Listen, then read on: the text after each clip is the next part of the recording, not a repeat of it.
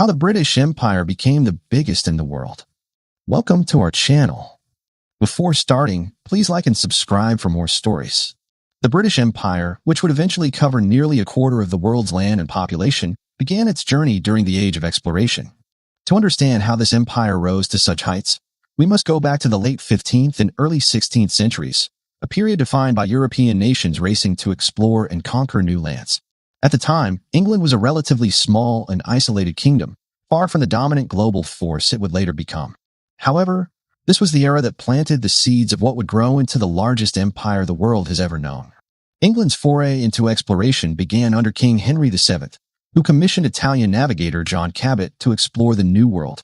In 1497, Cabot reached Newfoundland, marking one of England's earliest ventures into transatlantic exploration.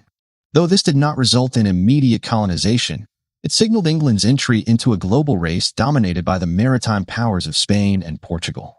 These nations were already reaping the rewards of their discoveries, Spain from its vast territories in the Americas and Portugal from its control over trade routes to Asia.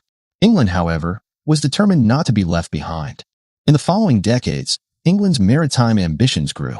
The reign of Queen Elizabeth I marked a turning point as the kingdom began to establish itself as a significant seafaring nation. Privateers like Sir Francis Drake played a dual role as explorers and plunderers, raiding Spanish ships for gold and silver while circumnavigating the globe. These acts, though controversial, not only enriched England but also laid the groundwork for its growing confidence in naval power. The defining moment came in 1588, with the defeat of the Spanish Armada. England's smaller and more agile navy outmaneuvered the vast Spanish fleet, securing its dominance over the Atlantic and signaling a new era for English exploration and expansion. With its naval power secured, England began to focus on colonization. Its first attempts, however, were fraught with difficulties.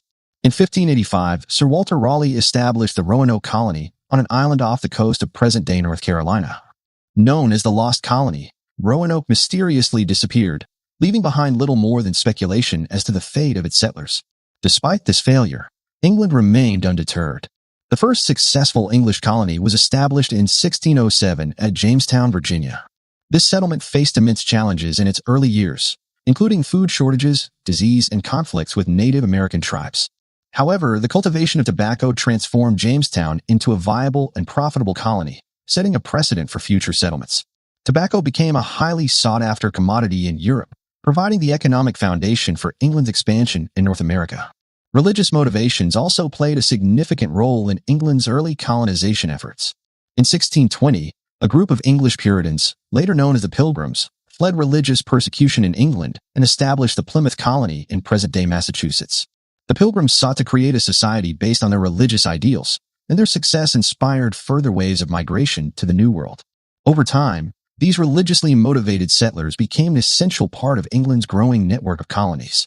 By the mid-17th century, England's colonial ambitions extended beyond North America. The Caribbean became a focus of English expansion, with colonies such as Barbados and Jamaica established as key centers of sugar production. The harsh labor conditions on these plantations, driven by the transatlantic slave trade, underscored the darker side of England's imperial ambitions. Nevertheless, the wealth generated from the colonies in the Americas helped finance further exploration and expansion. These early efforts marked the beginning of the British Empire, driven by a combination of economic opportunity, religious zeal, and competition with European rivals. England's growing naval power, coupled with its strategic establishment of colonies, set the stage for what would become a global empire. The foundation was laid, and over the next few centuries, these small footholds would evolve into the vast and interconnected territories of the British Empire. Trade and commerce were fundamental to the expansion and success of the British Empire. While military power and colonization played vital roles, it was Britain's ability to dominate global trade networks that truly transformed it into an economic powerhouse. This economic engine not only financed Britain's imperial ambitions, but also allowed it to establish lasting influence over vast territories around the world. The story of trade and the British Empire begins in the early 17th century, with the establishment of the East India Company in 1600. Granted a royal charter by Queen Elizabeth I, the East India Company was given the right to trade with Asia, Africa, and the Americas, with a particular focus on the lucrative markets of India and Southeast Asia. This marked the start of a new era in which trading companies became the driving force behind British expansion. Unlike modern corporations, these companies wielded extraordinary powers, including the authority to establish settlements, negotiate treaties, and even maintain private armies. The East India Company became the prototype for other trading ventures and was instrumental in shaping the empire. Britain's growing focus on trade was part of a broader European phenomenon. During this period, nations competed fiercely to control trade routes and monopolize access to valuable commodities like spices, textiles, and precious metals. The East India Company quickly established trading posts along India's coastline and began exporting goods like cotton, silk, and indigo back to England. The company's success depended on its ability to build relationships with local rulers, many of whom granted the British favorable trading rights in exchange for military support or payments. Over time, these relationships transformed into political control, laying the groundwork for British rule in India. Another critical aspect of Britain's trade-based empire was the Atlantic triangular trade, which linked Europe, Africa, and the Americas. This system became a cornerstone of the British economy in the 17th and 18th centuries.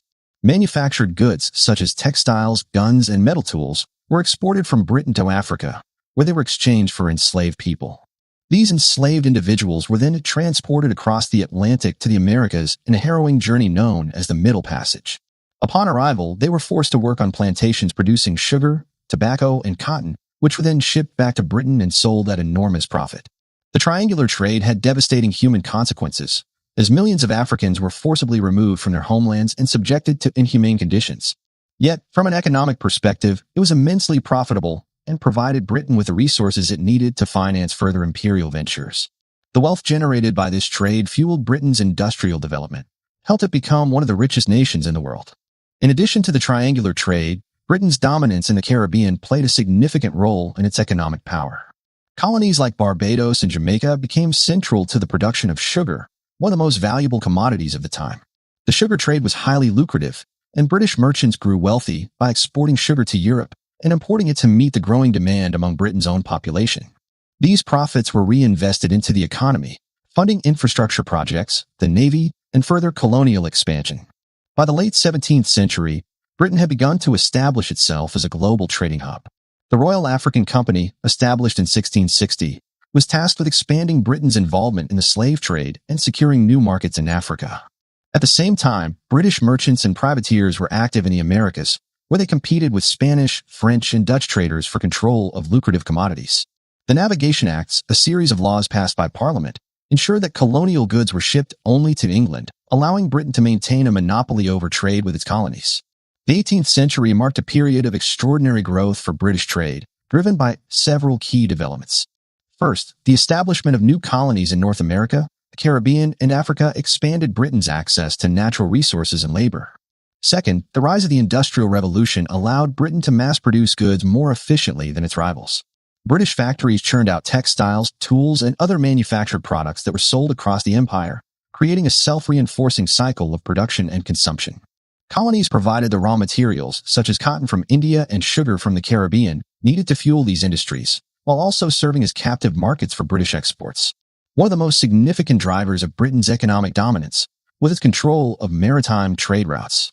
The Royal Navy, the most powerful in the world, played a crucial role in protecting British ships and securing access to strategic ports. Key naval victories, such as those during the 7 Years' War, 1756 to 1763, allowed Britain to eliminate French competition and secure territories like Canada and India. These victories not only expanded Britain's territorial holdings, but also ensured its dominance over global trade for decades to come. In Asia, the East India Company continued to expand its influence, particularly in India. By the mid-18th century, the company had established control over vast territories, collecting taxes and exerting political authority over millions of people. The wealth generated from Indian trade, particularly in textiles and spices, became a cornerstone of the British economy. At the same time, British merchants began trading opium in China, leading to conflicts such as the Opium Wars, which further extended Britain's control over Asian markets. The importance of trade and commerce to the British Empire cannot be overstated. It was trade that provided the financial resources needed to build the Royal Navy, establish colonies, and maintain military dominance. It was trade that connected distant parts of the empire, creating an intricate web of economic relationships that spanned the globe. And it was trade that allowed Britain to sustain its position as the world's leading economic power for more than a century. However, the reliance on trade also had significant consequences. The exploitation of enslaved people, the displacement of indigenous populations, and the destruction of local economies were direct results of Britain's pursuit of wealth. These impacts are still felt today in many parts of the world. By the 19th century, Britain's trade networks were so extensive that it was often said, the sun never sets on the British Empire. From the bustling ports of London and Liverpool to the remote trading posts of India and Africa, the empire's economy was a testament to the transformative power of commerce. Trade was the lifeblood of the British Empire, and it remains central to its identity throughout its history. The British Empire's rise to global dominance was marked by its expansion across the Atlantic, encompassing colonies in North America, the Caribbean, and parts of West Africa. This Atlantic empire was built on exploration, colonization, trade, and the exploitation of enslaved labor. By the 17th and 18th centuries, Britain had firmly established itself as a major Atlantic power, laying the groundwork for an empire that would influence the modern world. One of the key moments in the development of the Atlantic Empire came in 1607 with the establishment of Jamestown, the first permanent English settlement in North America. Though initially plagued by disease, starvation, and conflict with indigenous peoples, Jamestown became viable due to the cultivation of tobacco. Tobacco became the colony's cash crop, exported to England in large quantities, generating enormous profits and setting a precedent for agricultural economies in other colonies. As settlers expanded, Britain established other colonies along the Atlantic coast of North America, such as Massachusetts Bay, Maryland, and Pennsylvania. These colonies had diverse origins. Some were driven by religious motivations, like the Pilgrims and Puritans seeking refuge from persecution, while others were founded for economic reasons.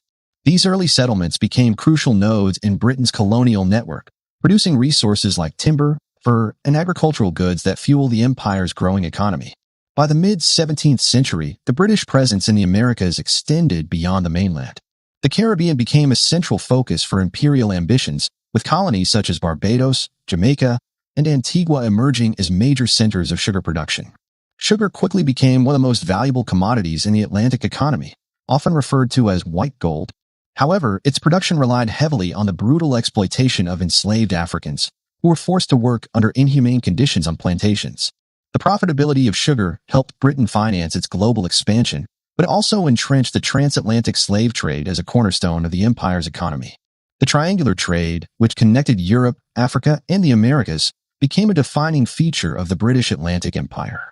British merchants exported manufactured goods such as textiles, guns, and metal tools to West Africa, where they were exchanged for enslaved individuals. These enslaved people were then transported across the Atlantic to work on plantations in the Caribbean and the southern colonies of North America. In return, raw materials such as sugar, tobacco, cotton, and molasses were shipped back to Britain.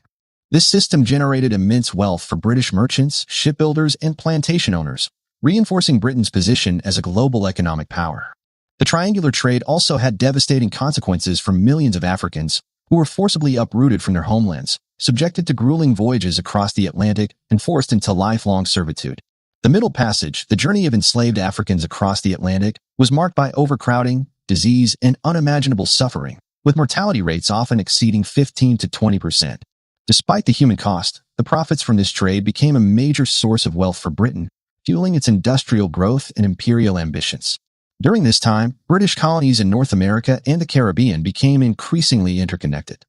Ports like Boston, Charleston, and Bridgetown served as hubs for trade and communication, linking the colonies to one another and to Britain.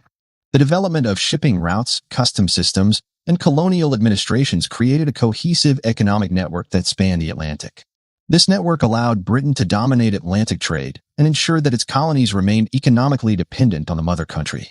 The 18th century was a period of consolidation and expansion for the British Atlantic Empire. Key events such as the War of Spanish Succession 1701 to 1714 and the 7 Years' War 1756 to 1763 allowed Britain to expand its territorial holdings. The Treaty of Utrecht in 1713 granted Britain control of territories such as Newfoundland, Nova Scotia, and Gibraltar, strengthening its Atlantic presence. Similarly, Britain's victory in the 7 Years' War marked a turning point, as it gained control of Canada and Florida, eliminating French competition in North America. The unification of England and Scotland in 1707 through the Act of Union also played a significant role in the expansion of the Atlantic Empire. The creation of Great Britain allowed the resources and talents of both nations to be pooled, leading to greater investments in trade, exploration, and colonization. Scottish merchants, in particular, became prominent figures in Atlantic trade, contributing to the empire's economic success. In addition to economic and territorial expansion, the British Atlantic Empire was characterized by its cultural and social dynamics. Colonists brought English laws, customs, and governance to the New World, creating societies that mirrored Britain in many ways. However, these colonies also developed unique identities, shaped by the blending of European, African, and indigenous cultures. The legacy of these interactions can still be seen in the languages, religions, and traditions of the Americas today. By the mid-18th century, the British Atlantic Empire was at its height, with colonies stretching from Canada to the Caribbean. However, this period of success was not without its challenges. Colonial unrest began to simmer as settlers grew dissatisfied with British policies, particularly those related to taxation and trade restrictions. This dissatisfaction would eventually culminate in the American Revolution, 1775 to 1783, which resulted in the loss of the 13 American colonies. Despite this setback, the British Atlantic Empire remained a vital part of the broader British Empire. The Caribbean colonies continued to generate immense wealth, and Britain shifted its focus to other parts of the world, particularly Asia and Africa. The lessons learned from the Atlantic experience, both its successes and its failures, shaped Britain's approach to empire building in the centuries to come. The expansion of the Atlantic Empire was a critical chapter in the story of the British Empire. It demonstrated Britain's ability to harness trade, resources, and human labor on an unprecedented scale, creating a network of colonies that spanned the Atlantic Ocean. While the wealth generated by this empire helped propel Britain to global prominence, its legacy is also marked by the exploitation and suffering of millions. Understanding the complexities of the Atlantic Empire provides a deeper insight into the forces that shape the modern world. The British Empire's extraordinary expansion and dominance in the 18th and 19th centuries were intrinsically tied to the Industrial Revolution. This period of rapid technological and economic transformation gave Britain unprecedented advantages, allowing it to consolidate its global influence. The synergy between industrialization and empire created a cycle of mutual reinforcement. The empire provided raw materials and markets for British goods, while industrialization fueled the infrastructure, wealth, and innovation needed to maintain and expand imperial control. The Industrial Revolution began in Britain in the late 18th century, driven by advancements in technology, agriculture, and manufacturing. Inventions such as the spinning jenny, the power loom, and the steam engine revolutionized textile production, enabling Britain to produce goods on a massive scale. Factories sprang up across the country, particularly in industrial hubs like Manchester, Birmingham, and Glasgow, transforming Britain into the workshop of the world. These cities became symbols of Britain's industrial might, producing textiles, iron, and machinery that were exported across the globe. One of the key factors that made industrialization possible was the empire itself. Colonies provided Britain with an abundant supply of raw materials, including cotton, sugar, and timber, which were essential for industrial production. For example, India became a major supplier of cotton, which was processed in British factories and transformed into textiles. Similarly, the Caribbean colonies supplied sugar, which not only became a staple in the British diet but also fueled the burgeoning consumer culture of the time. The relationship between Britain and its colonies was not purely extractive. It was also deeply exploitative. Colonies served as captive markets for British manufactured goods, ensuring a steady demand for products. British policies, such as the Navigation Acts, enforced trade monopolies that required colonial goods to be transported on British ships and sold exclusively to British merchants. This system created a cycle of economic dependence, as colonies were forced to rely on British imports while exporting their raw materials at prices controlled by British traders. Transportation and infrastructure played a critical role in the Industrial Revolution's impact on the empire. The development of railroads, canals, and steamships allowed goods to be transported more efficiently, both within Britain and across its global territories. The introduction of steamships, in particular, revolutionized maritime trade, reducing travel times and making it easier to move goods and people across vast distances.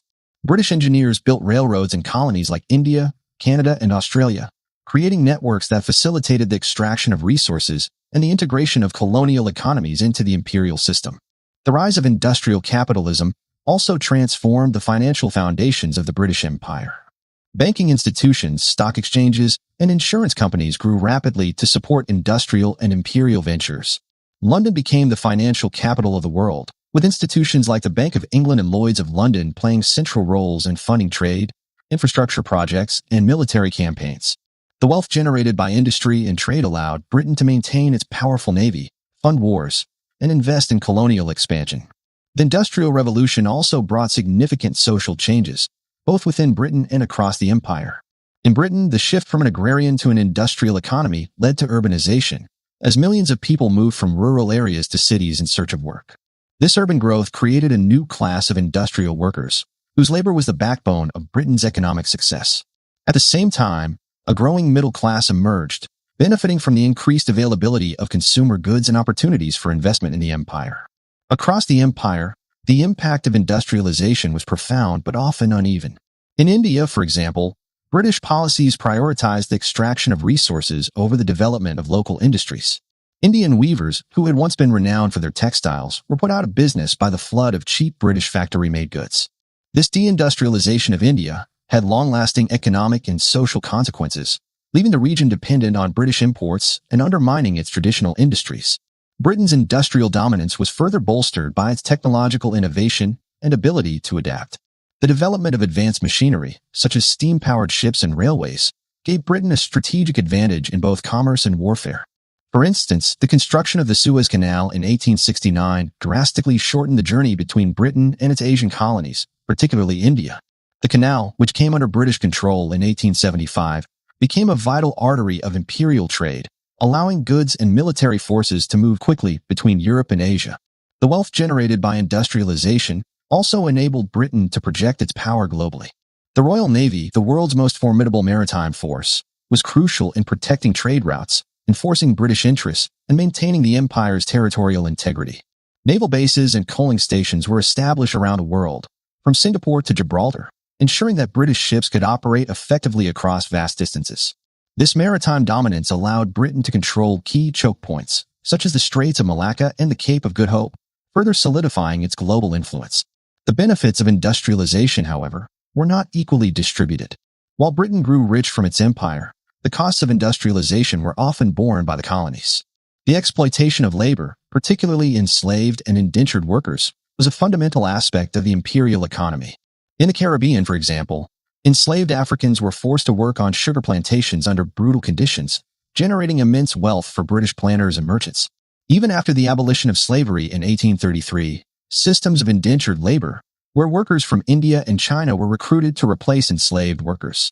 By the mid-19th century, Britain's industrial and economic dominance was unrivaled. The combination of technological innovation, a vast empire, and a highly developed financial system made Britain the world's leading economic power. The empire's ability to generate wealth through trade and industry allowed it to fund its military, expand its territories, and influence global politics.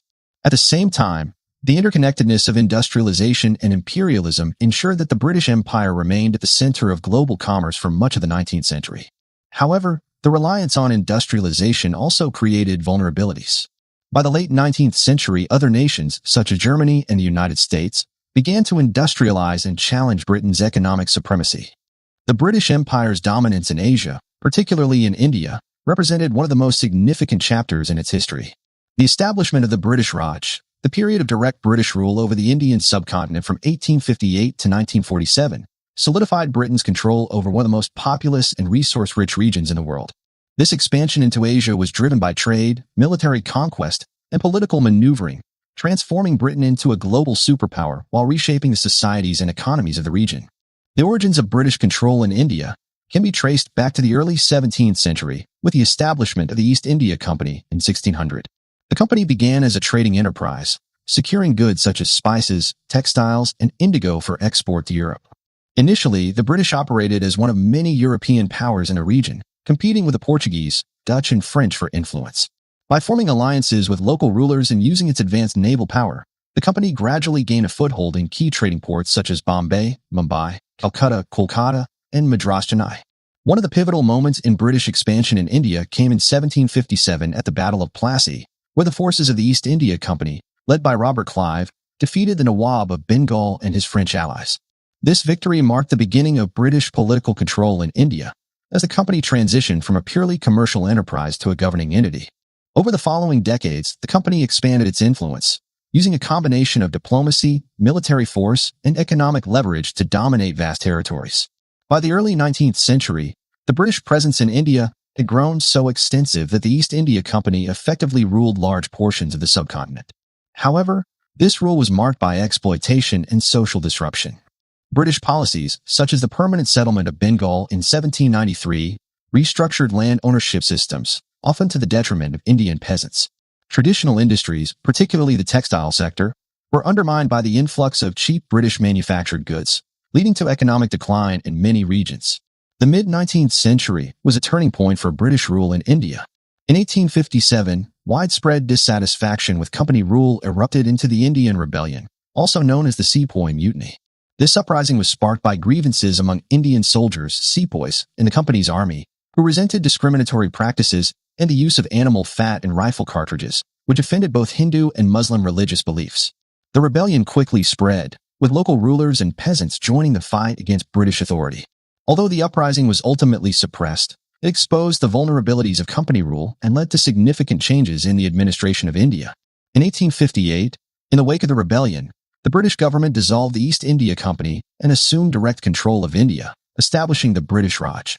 Under the Raj, India became the jewel in the crown of the British Empire, providing valuable resources, labor, and revenue. The British introduced administrative reforms, modernized infrastructure, and expanded the railway network, connecting distant parts of the subcontinent and facilitating the movement of goods and troops. The construction of railways in India was one of the most visible symbols of British influence. By the late 19th century, India had one of the largest railway networks in the world, with over 20,000 miles of track. These railways were primarily designed to serve British economic interests, enabling the efficient extraction and export of raw materials such as cotton, jute, tea, and opium.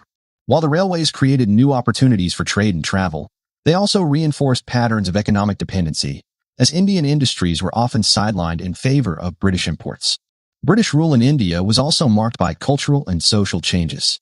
The British introduced Western-style education, legal systems, and governance, which were intended to create a class of Indians loyal to British interests.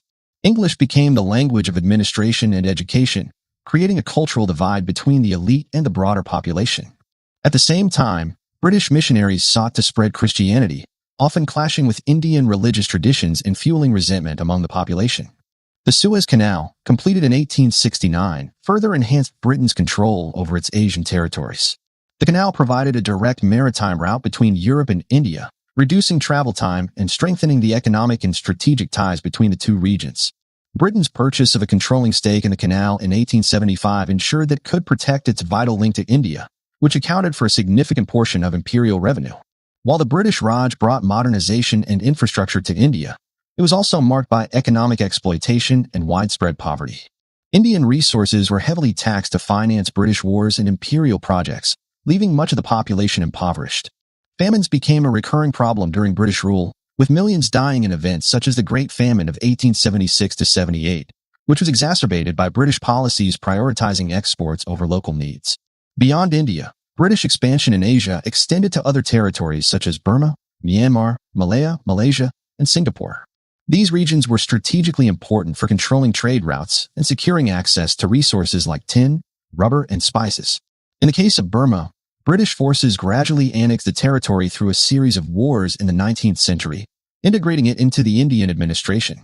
Similarly, Singapore, founded as a trading post by Sir Stamford Raffles in 1819, became a vital hub for British commerce in Southeast Asia. British influence in Asia also extended to China, particularly during the Opium Wars of the mid-19th century. These conflicts, fought to secure British trade interests, resulted in the Treaty of Nanking, 1842, which granted Britain control of Hong Kong and opened Chinese ports to British merchants. The opium trade, driven by British exports from India, had devastating social and economic effects on China, but it underscored Britain's ability to dominate Asian markets. The British Raj and its broader expansion in Asia were central to the empire's global dominance. India, in particular, served as a linchpin of the empire, providing both economic wealth and military manpower. Indian soldiers fought in British campaigns around the world, from Africa to Europe, demonstrating the interconnectedness of the empire's territories. However, the legacy of British rule in Asia is complex, marked by both achievements and injustices. While the British introduced infrastructure and institutions, their policies often prioritized imperial interests over the well-being of local populations, leaving a lasting impact on the region. The British Empire's rise to become the largest in the world was built on the foundation of naval supremacy. From the 16th century to the height of its imperial power in the 19th century, Britain relied heavily on its navy to project power, protect its trade routes, and maintain control over its far-flung territories. The Royal Navy, widely regarded as the most formidable maritime force in history, was the cornerstone of this dominance and played an indispensable role in shaping the empire. The story of Britain's naval supremacy began in earnest during the reign of Henry VIII, who recognized the strategic importance of a strong navy. He invested heavily in shipbuilding, creating a fleet that could defend England's shores and challenge rival European powers. The construction of large warships like the Mary Rose and the establishment of naval dockyards in Portsmouth and Chatham marked the beginning of Britain's transformation into a maritime power. However, it was during the reign of Elizabeth I that England truly emerged as a naval contender. The defeat of the Spanish Armada in 1588 was a turning point, as the smaller, more maneuverable English ships outclassed the massive Spanish galleons. This victory not only secured England's independence from Spanish domination, but also established the foundation for its naval ambitions. From this point onward, the Royal Navy became central to England's and later Britain's foreign policy and imperial strategy. By the 17th and 18th centuries, Britain's naval power was inextricably linked to its economic and territorial expansion. The Navy played a vital role in protecting the trade routes that connected Britain to its colonies in North America, the Caribbean, Africa, and Asia. The ability to secure these sea lanes allowed Britain to dominate global commerce, transporting goods such as sugar, tobacco, cotton, and tea across vast distances. The Navy also safeguarded Britain's interests against rival powers, such as France, Spain, and the Netherlands, which competed fiercely for control of overseas territories. One of the key moments in Britain's rise to naval supremacy was the 7 Years' War, 1756 to 1763. Often referred to as the First World War, this conflict saw Britain and its allies pitted against France in battles fought across Europe, North America, Caribbean, and India. The Royal Navy's dominance at sea proved decisive, enabling Britain to capture key French territories, including Canada and India. The Treaty of Paris in 1763 marked the end of the war and established Britain as the preeminent global power, with a navy capable of projecting its influence across the world.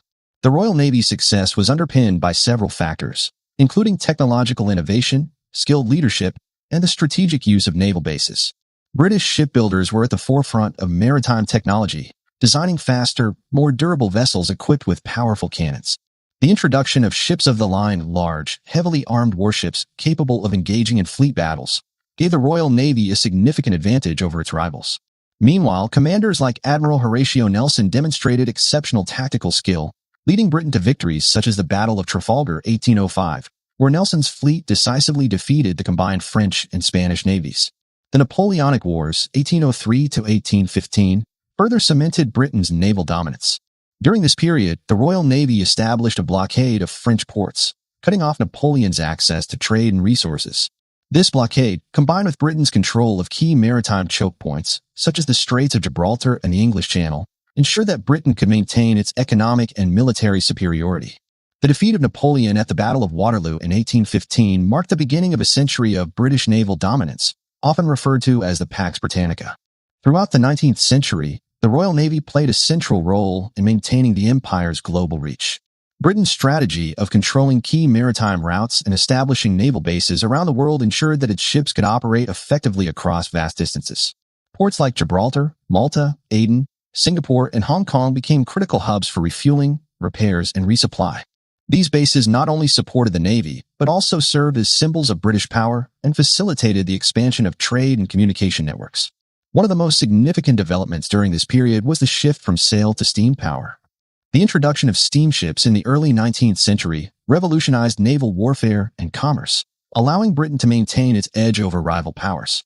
Steamships were faster, more reliable, and less dependent on wind conditions, enabling the Royal Navy to respond more quickly to threats and challenges. The construction of the Suez Canal in 1869 further enhanced Britain's naval capabilities, providing a direct route between Europe and Asia and reducing travel time to India, the empire's most valuable possession. Naval supremacy was not just about protecting trade and territory. It also played a key role in Britain's ability to expand its empire. The Navy was often the first point of contact between Britain and new territories, enabling exploration, conquest, and colonization. In Africa, for example, the Royal Navy was instrumental in suppressing the transatlantic slave trade during the 19th century, patrolling the West African coast and intercepting slave ships. While this anti-slavery mission was presented as a moral crusade, it also served Britain's imperial interests by allowing it to establish influence in the region. The Navy's role in Asia was equally significant. During the Opium Wars 1839 to 1842 and 1856 to 1860, British naval forces defeated the Chinese Empire, securing trade concessions and territorial gains such as Hong Kong. These victories underscore the importance of maritime power in enforcing British economic and political interests, particularly in regions where local resistance to imperialism was strong. The Royal Navy's dominance reached its peak during the late 19th and early 20th centuries. By this time, Britain's empire spanned a globe, and the Navy was unmatched in size and capability. However, this dominance came under threat with the rise of other naval powers, particularly Germany and the United States. The naval arms race of the early 20th century, characterized by the construction of massive battleships like the Dreadnought, highlighted the growing competition for maritime supremacy. While Britain retained its naval superiority during World War I, the cost of maintaining such a powerful fleet began to strain its resources. Naval supremacy was a cornerstone of Britain's imperial success, enabling it to protect its trade routes, project power globally, and maintain control over its vast territories. The Royal Navy's legacy is one of innovation, resilience, and strategic mastery, but it is also a reminder of the empire's reliance on military power to sustain its dominance. The late 19th century witnessed one of the most intense and rapid phases of imperial expansion in history, often referred to as the Scramble for Africa. This period, spanning roughly from 1880 to 1914, saw European powers carve up the African continent into colonies, protectorates, and spheres of influence. Britain emerged as one of the dominant players in this race, acquiring vast territories that will become essential parts of its empire. The motivations behind Britain's actions in Africa were complex, encompassing economic, strategic, and ideological factors, and the consequences of this colonization continue to shape Africa and the world today. The roots of the Scramble for Africa can be traced to the Industrial Revolution and the global changes it set in motion. By the late 19th century, European nations, including Britain, were searching for new markets, resources, and opportunities for investment. Africa, with its vast untapped wealth of minerals, fertile lands, and labor, presented an irresistible target. At the same time, European powers were engaged in a fierce competition for global dominance, and control of African territories became a symbol of national prestige. Britain's interest in Africa predated the formal scramble.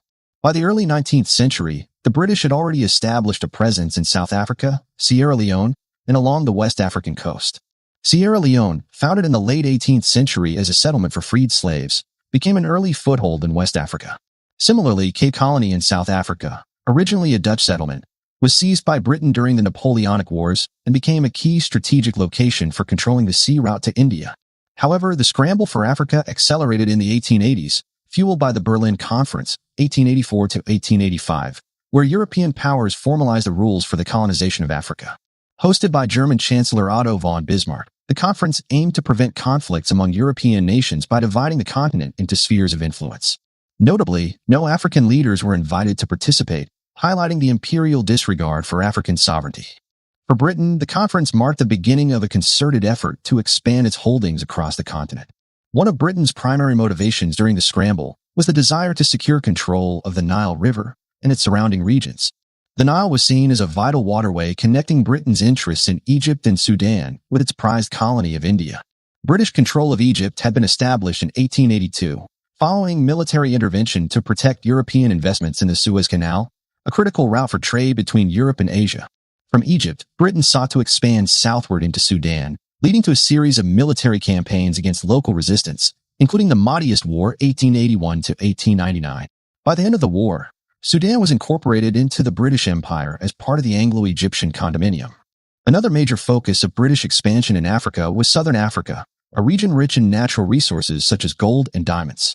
Figures like Cecil Rhodes, a British businessman and politician, played a central role in extending British influence in the area.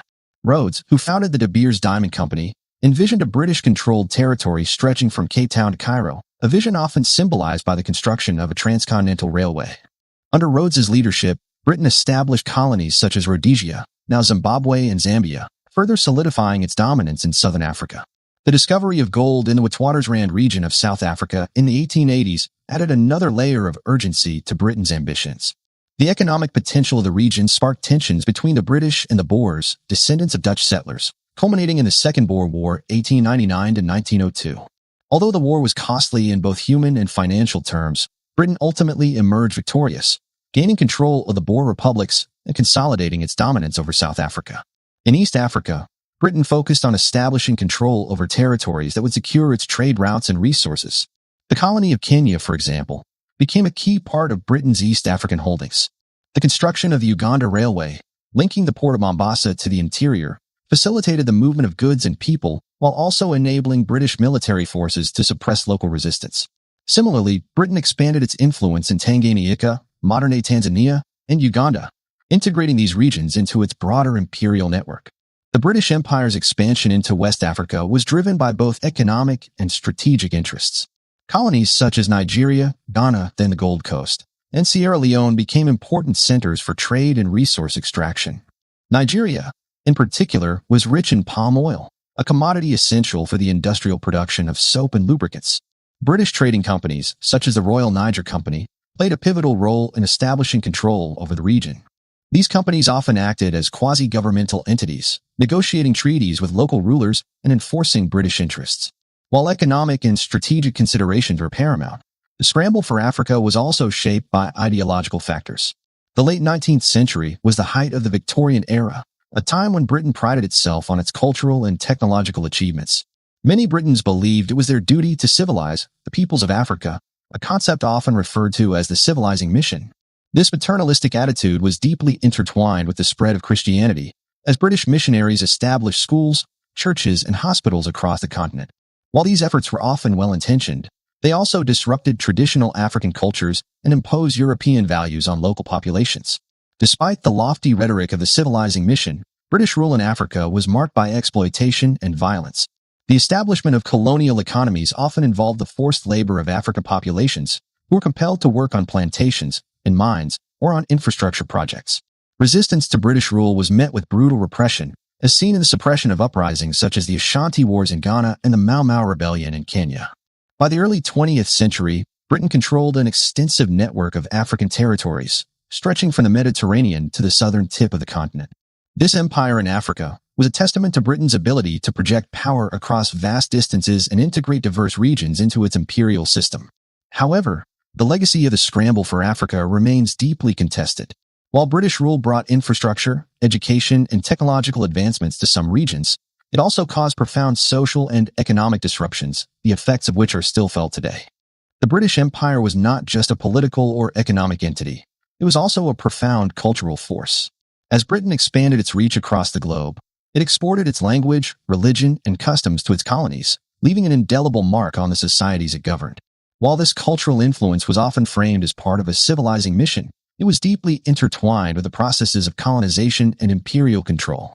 The legacy of these cultural exchanges is complex, with lasting impacts that can still be seen in many former British colonies today.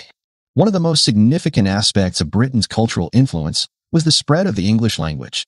English became the language of governance, education, and commerce in many parts of the empire, serving as a unifying tool in diverse, multilingual societies.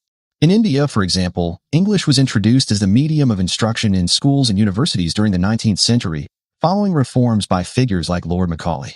His famous Minute on Education in 1835 argued that English should be promoted to create a class of Indians who would act as intermediaries between the British rulers and the broader population. The adoption of English allowed Britain to administer its colonies more effectively, but it also had unintended consequences. Over time, English became a symbol of opportunity and modernization, and it continues to play a central role in the economic and political life of many former colonies. In addition to language, the British Empire introduced Western-style education systems to its colonies. Missionary societies and colonial administrations established schools and colleges to educate local elites, often emphasizing British values, literature, and history. Institutions such as St. Stephen's College in Delhi and Makerere University in Uganda became centers of learning, producing generations of leaders who were well-versed in British traditions but also critical of colonial rule. While these institutions contributed to the development of educated middle classes in many colonies, they also reinforced social hierarchies by privileging those who adopted British cultural norms. Religion played a central role in Britain's cultural influence, particularly through the activities of Christian missionaries. Missionary societies, such as the London Missionary Society and the Church Missionary Society, were active across the empire, spreading Christianity and establishing schools, hospitals, and churches. Missionaries often saw their work as a moral duty, believing that they were bringing salvation and enlightenment to uncivilized peoples. In Africa, for example, missionaries translated the Bible into local languages and introduced Western medical practices, which were often welcomed by local communities. However, their efforts also disrupted traditional belief systems and social structures, leading to cultural dislocation and resistance. The introduction of Christianity was particularly significant in regions like sub-Saharan Africa, where missionaries converted large numbers of people. Countries such as Nigeria, Ghana, and Kenya saw the emergence of vibrant Christian communities, which integrated aspects of traditional African culture into their practices. In some cases, these communities became centers of resistance against colonial rule, as Christian leaders and organizations advocated for social justice and self-determination. However, the spread of Christianity was not universal. In India, for example, the majority of the population remained Hindu or Muslim, and missionary efforts were often met with suspicion and hostility. Alongside religion and education, Britain exported its legal and administrative systems to its colonies. English common law became the basis for legal systems in many parts of the empire, from Canada to India to Australia. The adoption of British legal principles, such as trial by jury and property rights, introduced a degree of uniformity to the administration of justice across the empire. However, these systems often clashed with local customs and traditions, leading to tensions and resistance. For instance, the imposition of British property laws in India disrupted traditional landholding patterns and contributed to economic inequality. British cultural influence also extended to the arts, sports, and leisure. The introduction of sports like cricket, rugby, and soccer became a hallmark of British imperial culture. Cricket, in particular, took root in colonies such as India, Australia, and the West Indies, where it became a unifying activity and later a symbol of national pride. Matches between colonial teams and their British counterparts were not just sporting events, but also opportunities to challenge imperial hierarchies. The West Indies cricket team, for example, became a powerful symbol of resistance to colonial domination, particularly during its dominance in the sport during the 20th century. Similarly, British literature and theater left a lasting impact on the cultural life of the colonies. Works by authors such as William Shakespeare, Charles Dickens, and Jane Austen were introduced to colonial audiences through schools and public readings. These texts were often used to promote British cultural values and ideals, but they also inspired local adaptations and reinterpretations. In India, for instance, Shakespeare's plays were translated into regional languages and performed in ways that reflected local traditions. Imperial exhibitions and world fairs also played a role in showcasing the cultural diversity of the British Empire while reinforcing the idea of British superiority. Events like the Great Exhibition of 1851 in London displayed goods, art, and artifacts from across the empire, emphasizing Britain's role as a global power and a unifying force. These exhibitions often portrayed colonized peoples as exotic and primitive, perpetuating stereotypes that justified imperial rule. At the same time, they provided opportunities for colonized societies to share their cultures with British audiences, creating moments of exchange and mutual influence. Despite these efforts to impose British culture, the process of cultural exchange within the empire was not one-sided. Colonized societies adapted and reshaped British customs to fit their own contexts, creating unique hybrid cultures. In India, for example, British architectural styles were blended with traditional Mughal and Hindu designs to create iconic buildings such as the Victoria Memorial in Kolkata. Similarly, Indian cuisine influenced British tastes, leading to the creation of dishes like chicken tikka masala, which became staples of British dining. The cultural legacy of the British Empire is deeply ambivalent. On the one hand, the spread of the English language, Western education, and legal systems provided tools for modernization and global integration.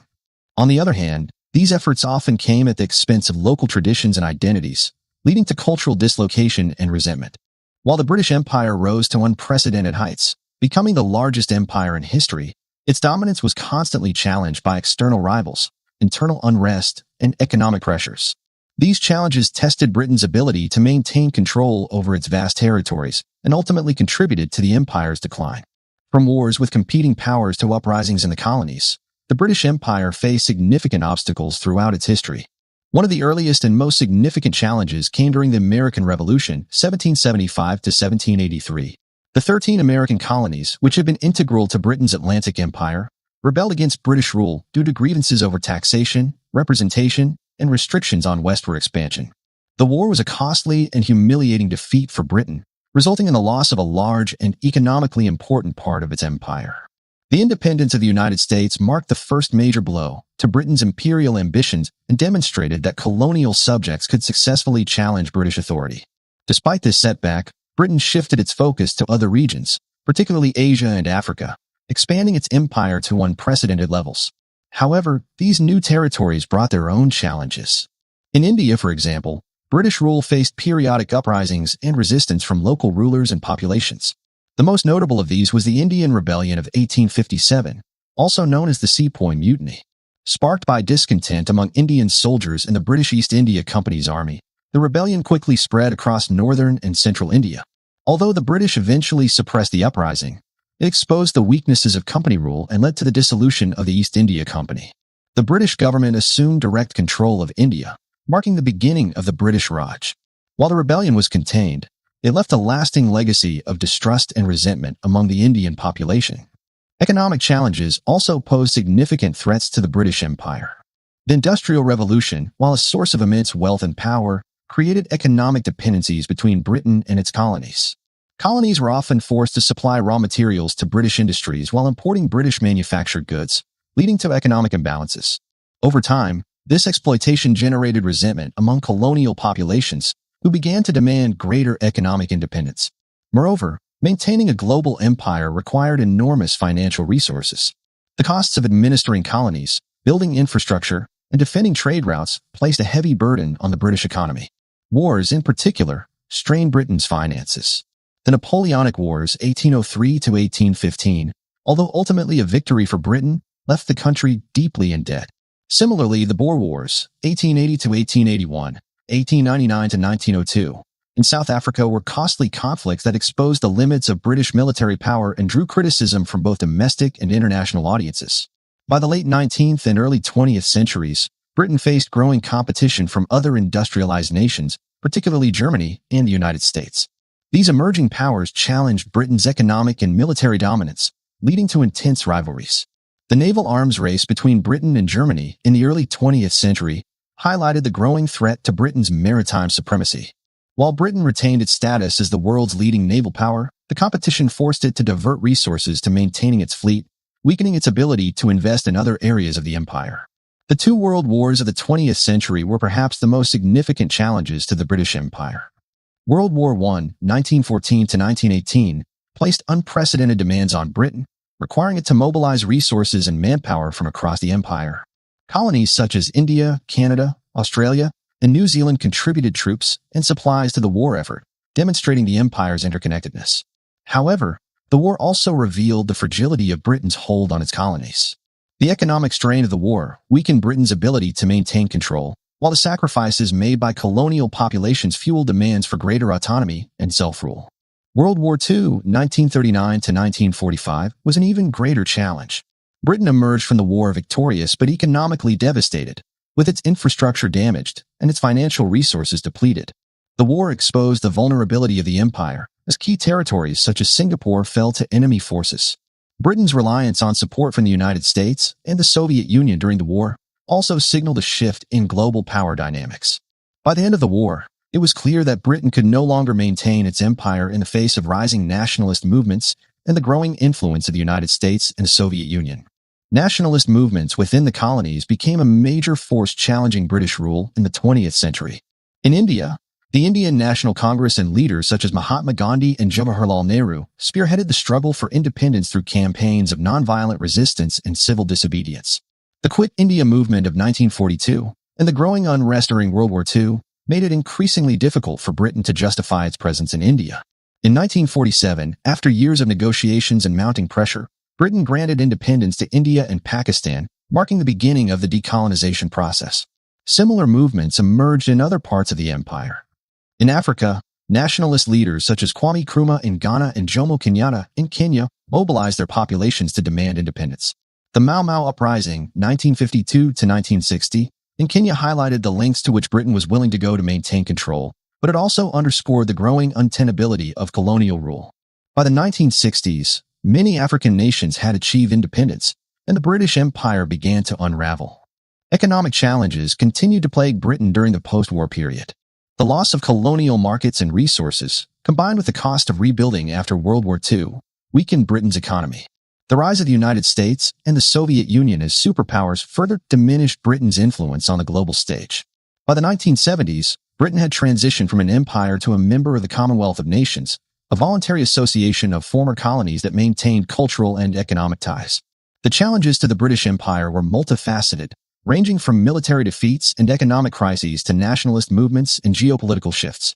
While Britain managed to adapt and survive many of these challenges, the cumulative effect eventually led to the decline of the empire. The process of decolonization reshaped the world, creating new nations and altering global power dynamics. Today, the legacy of these challenges can be seen in the political, economic, and cultural landscapes of former British colonies.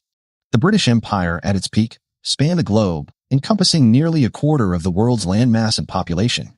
Although the empire officially dissolved in the mid-20th century, its legacy continues to influence the modern world in profound and complex ways. From the spread of English as a global language to the political, economic, and cultural systems established in former colonies, the imprint of the British Empire is enduring and multifaceted. However, this legacy is also marked by contradictions, as the empire brought both development and exploitation, unity and division, progress and suffering. One of the most visible legacies of the British Empire is the widespread use of the English language. Today, English is spoken by over 1.5 billion people, making it one of the most widely used languages in the world.